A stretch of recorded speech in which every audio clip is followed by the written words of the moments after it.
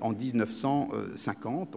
On était la Chine, qui représentait, je dirais, le tiers de l'économie mondiale à la fin du 19e, ne représentait plus que 1% de l'économie mondiale en 1978-1979. 1%, donc rien, peanuts.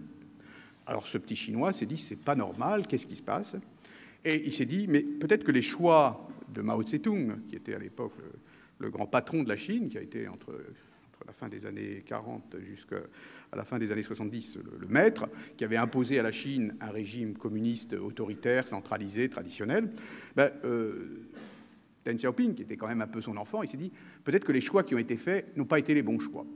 Donc, libéralisation de l'économie, d'abord de l'agriculture, et puis il s'est dit, ça marche dans l'agriculture. Alors, c'est incroyable, c'est lui qui a dit, en 79, et bon, on le rappelle toujours, il a dit aux Chinois, en reprenant une phrase célèbre, « Enrichissez-vous ». Il y a eu ces deux décisions de Deng Xiaoping. Un, je libéralise en intérieur. Deux, j'ouvre nos frontières. Et qu'est-ce qui s'est passé? Eh bien, cela a déclenché cette révolution industrielle qui est tout à fait spectaculaire. La Chine a aujourd'hui un système que moi je qualifie d'hypercapitaliste. Bon, c'est un système communiste, hein, enfin, il y a un parti communiste qui dirige, les dirigeants disent qu'ils sont membres du parti communiste. Carlos Ghosn me disait qu'il y a sans doute plus de communistes en France qu'en Chine. Donc je dirais qu'on est dans un système qui n'est pas tout à fait le capitalisme que nous avons.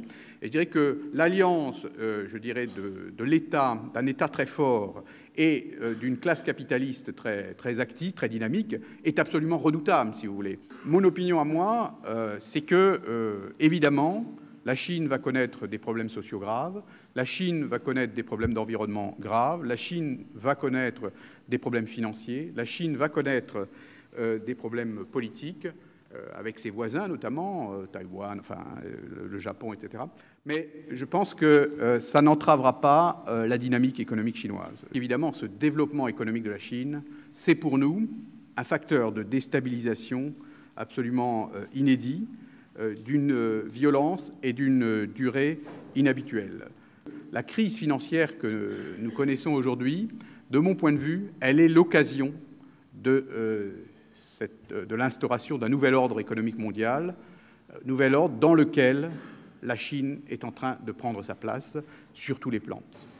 Si la Chine acceptait de consommer, elle réglerait la crise. Moi, je pense qu'il faut que la Chine consomme, il faut que les Chinois consomment. Pour l'instant, ils ne veulent pas parce qu'ils ont peur, ils veulent garder leur indépendance, ils ne veulent pas dépendre de...